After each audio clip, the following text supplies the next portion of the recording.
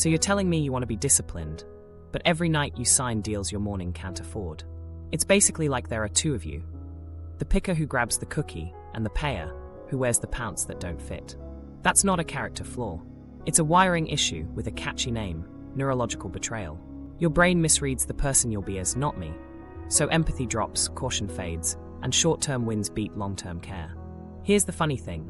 When researchers at UCLA, led by Hal Hirschfield, put people in MRI scanners and asked them to think about themselves right now, a circuit in the medial prefrontal cortex and rostral anterior cingulate lit up. That pattern is like a neural ID badge for me. But when the same people thought about their future selves, that activity slipped toward the pattern the brain shows for strangers. Not enemies, just not us. The closer that future self felt to a stranger in the scanner, the more likely people were to undersave, overborrow, and break promises to tomorrow in real life. Well, no kidding. If your brain files future you under other, it will lend them pain at a high interest rate. To understand why, we need to go back to how the mind handles distance. Construal level theory says anything far away, time, space, social distance, even maybe, gets coded in abstract terms. Far feels like why, near feels like how. So next summer's fitness looks like be healthier and feel confident. Tomorrow's 6 a.m. alarm looks like cold floor, tight calves, ugh. Your reward system favors crisp, concrete relief now over soft, abstract benefits later. The friction is real. Glucose cost of planning, uncertainty tax on outcomes, the comfort of habits that already fit like sweatpants. Meanwhile, something else is happening. Delayed pain doesn't register as pain yet. Your nociception doesn't preload next month's backache. So there's no sting to stop you. What nobody knew at the time they hit snooze for the 5th time is that small skips don't stay small. Missed reps breed self-doubt. Self-doubt breeds avoidance. Avoidance erodes self-trust. And once trust drops, your own promises stop moving you. You hear yourself say, "I'll do it after lunch," and your body quietly rolls its eyes. Identity drifts from, "I'm disciplined," to, "I'm the person who tries." That's the micro-betrayal economy. Tiny lies that compound like debt. Meanwhile, your threat system runs survival math. Safety now beats maybe later upside. If you grew up with chaos, or you've lived through it, this math gets louder. Trauma compresses time. As Bessel van der Kolk shows, the body keeps score by locking attention to the present. Hypervigilance eats your working memory. Planning feels dangerous because it takes your eyes off the exits. The freeze state says, don't move, don't spend, don't hope. The future stops feeling real, so it stops holding weight. That's not laziness. That's a clock problem. Get this, when we picture our future, the picture is fuzzy. Weak scenes mean weak protection. If you can't feel next Tuesday's tight deadline in your chest today, you won't move for it. Ask yourself to write a note to you in 90 days. Notice the tone. Is it dear stranger, polite and vague? Or is it grounded date, place, smell of coffee, the hum of the office AC, the weight of your laptop? Concreteness is care. Abstraction is distance. But wait, there's more. We're not just bad at empathy for future us. We're overly optimistic about how future US will feel. Hedonic forecasting errors make us think, I'll want to run at dawn then. Future you won't wake up with a brand new personality. They'll wake up with your body, your habits, your bed. When the alarm hits, the feasibility problem crushes the desirability story. Desirability is the poster on the wall. Feasibility is the shoes by the door. Here's where it gets practical. If the picker and the payer feel like different people, the goal isn't to hype the picker. It's to shrink the distance and change the defaults so the picker can't sell the payer out. And no, we're not inventing moral bravery. We're using commitment architecture, Ulysses contracts, friction design, smart defaults, to merge the team. Behavioral economics calls these commitment devices. They let present you bind future you to the plan by changing costs and options now, when the intent is clean. Before we build that kit, you need one more shift. This isn't willpower failure. This is an empathy gap created by distance, amplified by uncertainty, and sometimes locked in by a nervous system tuned for threat. Naming the glitch changes the game. You stop arguing with your character and start editing your context. The shame spiral loosens. The work becomes simple. Make tomorrow you emotionally real. Make the first 2 minutes stupid easy. Make the wrong choice annoying. Make the right one automatic. This was the moment everything changed. When you realize the person you keep betraying is you, and you can stop by closing the gap today. The hidden contract you keep breaking. Every choice is a contract with tomorrow's body, bills, and bandwidth. You swipe the card tonight. They pay interest next month. You stay up one more hour. They drag through the 9 a.m. stand-up with sand in their eyes. You say, I'll send it in the morning. They face the apology email and the dent in trust. It's not poetic. It's paperwork. And you're co-signing someone else's debt with your own name. At night, we write heroic clauses. I'll set the alarm. I'll lift. I'll cook. I'll call. Morning reads the fine print and finds loopholes. Just 5 more minutes. Grab takeout. Send it later. Micro-betrayals, right? Too small to count. Except they're not separate. They stack. Each skipped rep makes the next promise cheaper to break. Like late fees, they compound quietly until your self-credit score tanks. Here's the funny thing. Your story about yourself won't update at first. You'll still say, I'm disciplined. You'll still buy the planner, download the app, follow the productivity guru. Meanwhile, the ledger says, missed 3 in a row. That's cognitive dissonance. The belief, I show up smashing into the behavior, I didn't. To ease the tension, the mind doesn't always fix the behavior. It edits the belief. I'm busy. I'm a night owl. Deadlines help me. It's basically like moving the goalposts so the score looks better, until it doesn't. The contract metaphor helps because it makes the invisible visible. When you say yes to Netflix at 11:30, you're not only saying no to sleep. You're signing a cost transfer, future cortisol spike, weaker impulse control, fuzzier working memory. When behavioral economists talk about present bias, this is it in the wild. The picker sells a juicy now for pennies, and the payer eats the penalty. And the more times you do it, the more your brain expects you to do it again. That's identity drift, not as a crisis, but as a series of quiet edits. From I keep my word to I try to I'll start Monday. Meanwhile, there's a ladder here. Cost leads to shame, shame to avoidance, avoidance to bigger costs. You miss a bill. That's a fee. You feel stupid. That's shame. You don't open the account next week. That's avoidance. The next month, the fee is bigger, the call scarier, the identity hit deeper. Status quo bias loves this because the pain of change now feels sharper than the pain of staying stuck. So you stay, and the ladder grows. This isn't about moral failure. It's distance, uncertainty, and sometimes a nervous system still scanning for exits. The self-split we talked about, picker versus payer, isn't a quirk. It's a governance problem. Who's signing? Who's liable? Right now, the picker's handwriting is on every page. The payer never got counsel. No wonder the terms are bad. So let's name the contract types you're breaking so you can see them coming. Energy contracts. I'll borrow sleep. Translation. I'll tax tomorrow's focus. Money contracts. I'll buy now, sort later. Translation. I'll tip the bank for speed. Social contracts. I'll reschedule. Translation. I'll spend trust to dodge discomfort. Health contracts. I'll start next week. Translation. I'll let physiology drift, then pay double to reverse it. Get this. People keep contracts they can feel. If you can taste the coffee, hear the early tram, feel the shoes you'll put on, the clause gains weight. If it's be healthier someday, it floats. That's construal doing its thing. So your job isn't to get braver.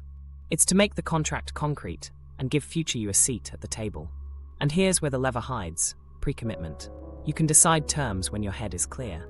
You can set defaults that make breaking expensive and keeping cheap. That's a Ulysses move. Tie yourself to the mast before the song starts.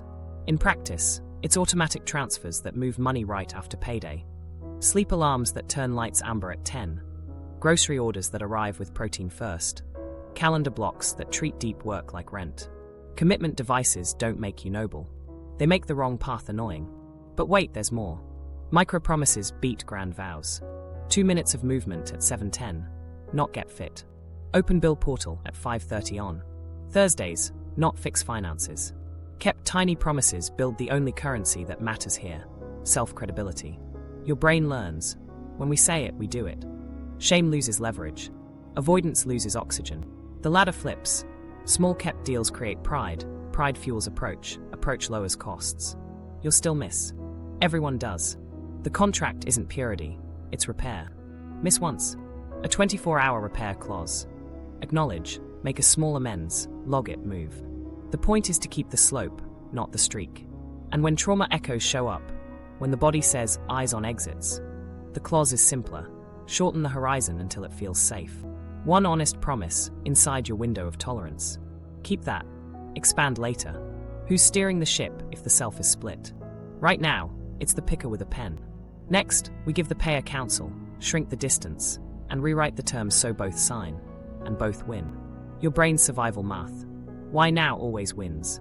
While that contract is sitting on the table, your brain is already running numbers. Not moral numbers, survival math.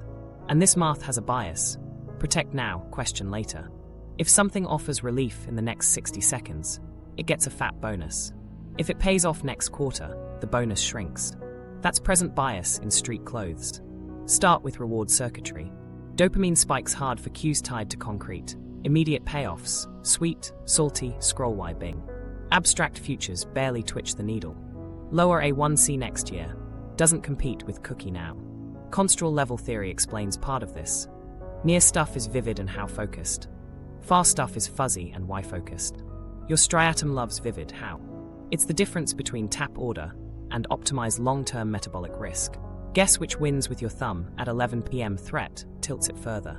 The amygdala doesn't do 90 days. It does right now. Safety now beats uncertain later gain. Almost every time. You'll take don't send the awkward email tonight over better job options this fall because the near threat, discomfort, feels larger than the far upside, opportunity. When the body's alarm is even mildly up, long horizons shrink. Van der Kolk's point lands here. Hypervigilance hogs bandwidth. Scanning the room steals cycles from planning the week. Energy economics piles on. Executive control is glucose hungry. Spinning scenarios, weighing probabilities, holding if-then plans in working memory, expensive. So your brain does something totally sensible. It defaults to low-cost actions with crisp feedback.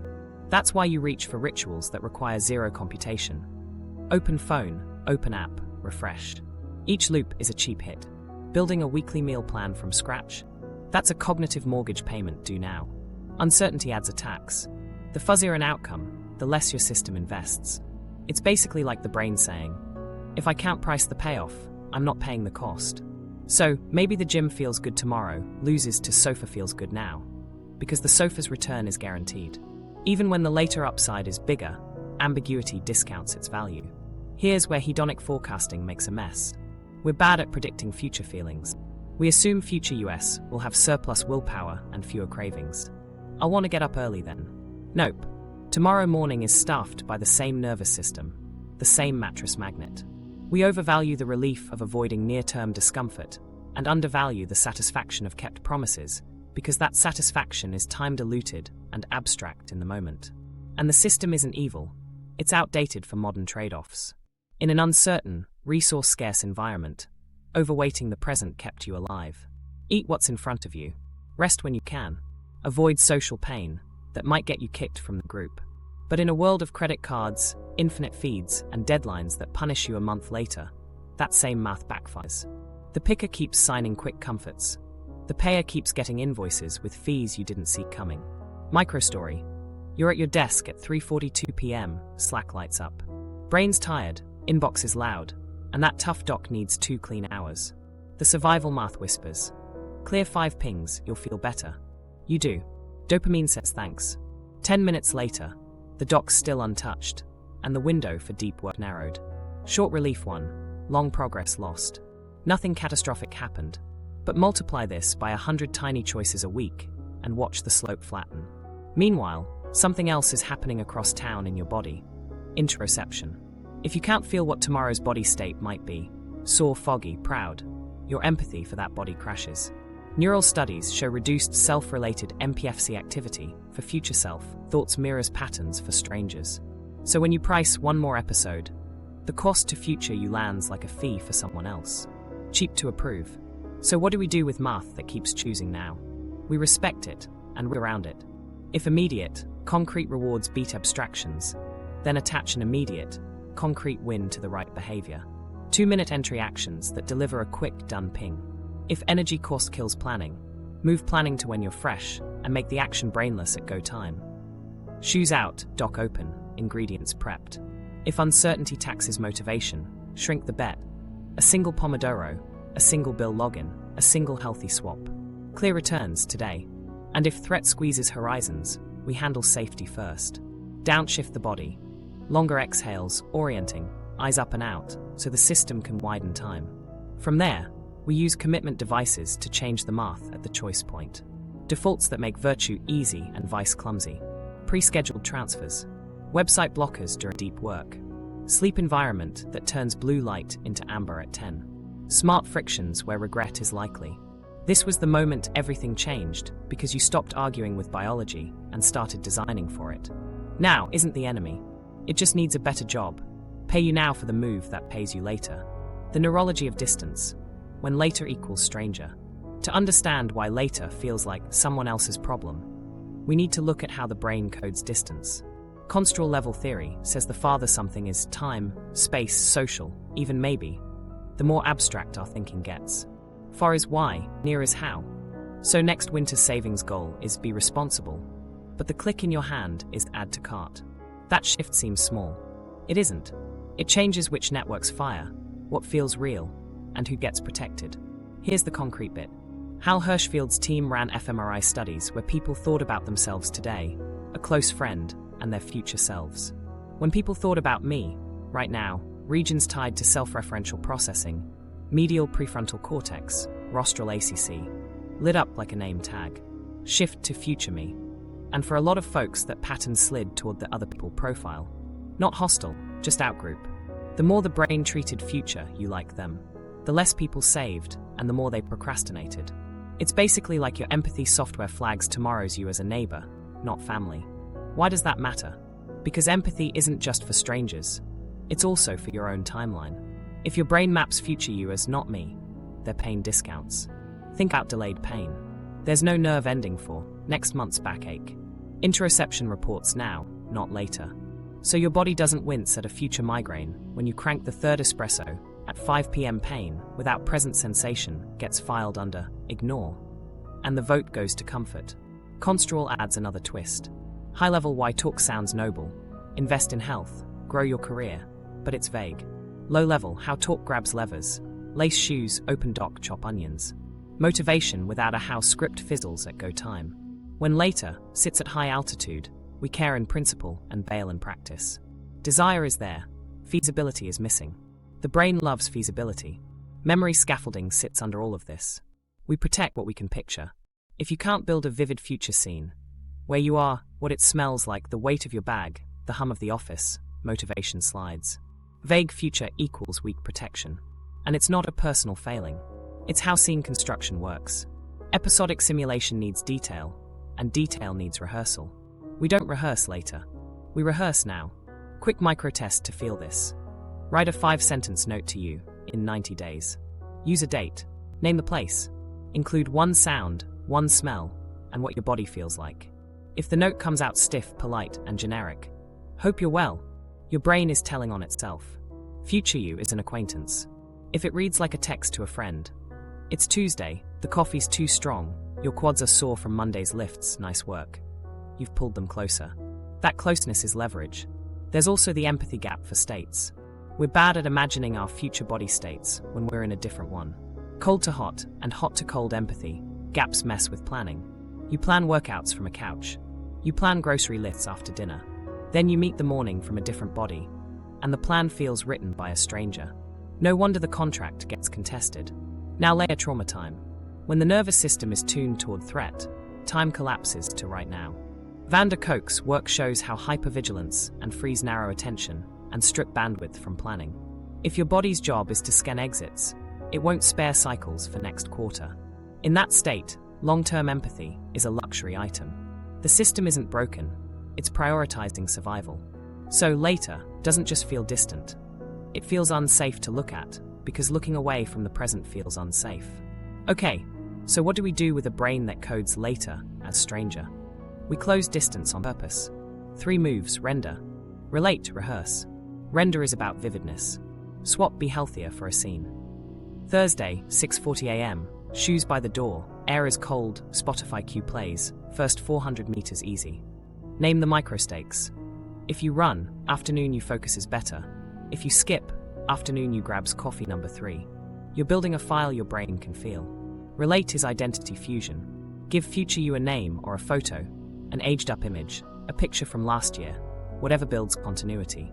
In studies where people interact with aged avatars of themselves, they increase saving and delay gratification. Why? The stranger becomes kin. We're wired to care for kin. Rehearse repetition. Talk to that person daily. One line in a ledger, a 10-second voice memo. Picture their environment, not just your goals. The more often you visit that scene, the cheaper it is to care. And because feasibility beats desirability at 6 a.m., pair every why with a first how. Shoes staged. Dock open. Ingredients prepped. One concrete action earns an immediate done ping, which pays now while serving later. One more kicker. If delayed pain is numb, bring a little forward. Do a pre-mortem. It's Friday in 90 days. What broke because I kept punting? Name the fee, the fight, the fog. Not to scare yourself, but to give your present brain something it can feel. Then do the flip, post-mortem for the version who kept tiny promises. What clean relief shows up? Taste that too. None of this makes biology vanish. It makes it visible.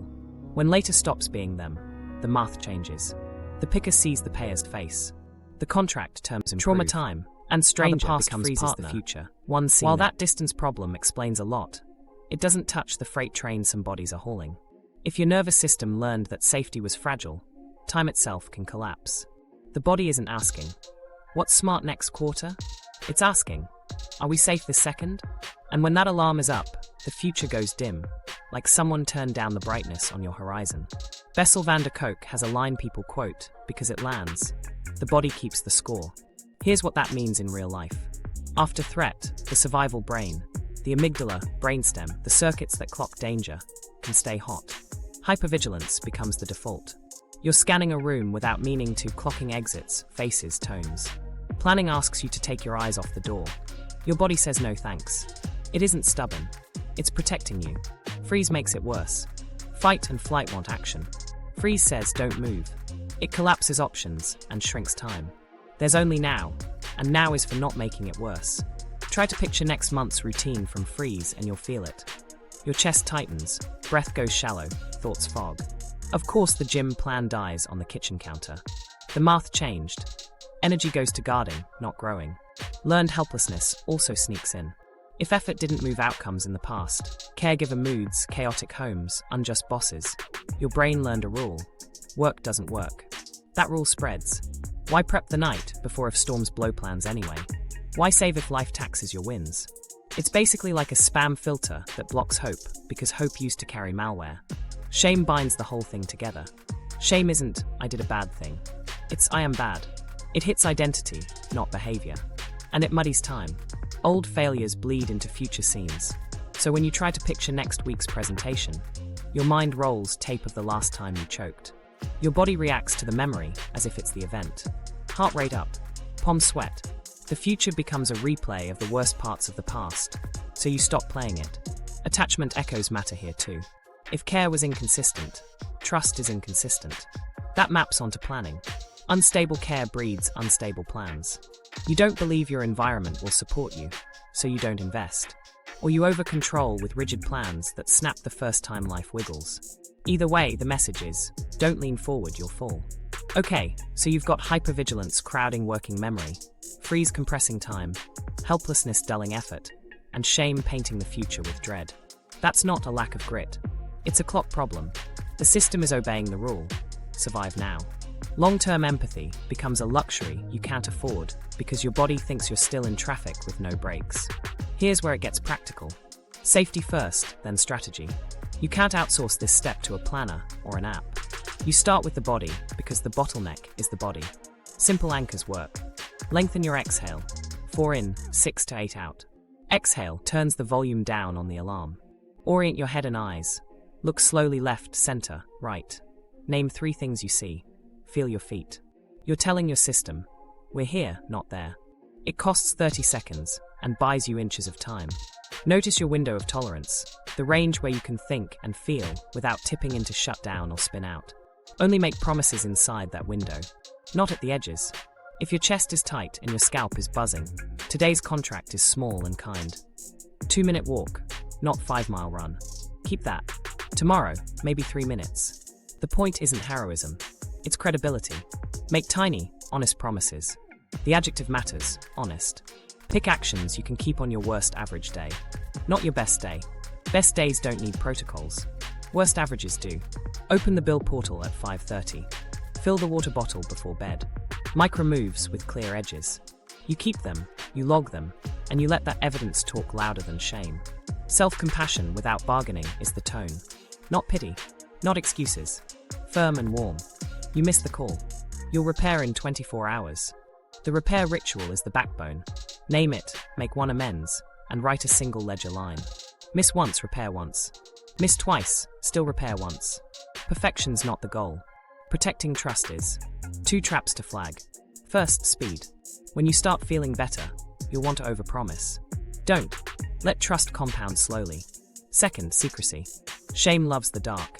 Add 1 witness. A buddy, a therapist, a forum. Show the ledger weekly. Not for advice, for visibility. It makes future you social, not solitary, and social contracts hold. So no, trauma doesn't make change impossible. It sets different rules. You widen time by calming the body. You rebuild effort by picking winnable games. You cut shame by stacking kept promises. And once the nervous system trusts you to protect it, planning stops. Feeling like betrayal and starts feeling like care. That's the exit. Safety first, then strategy that sticks.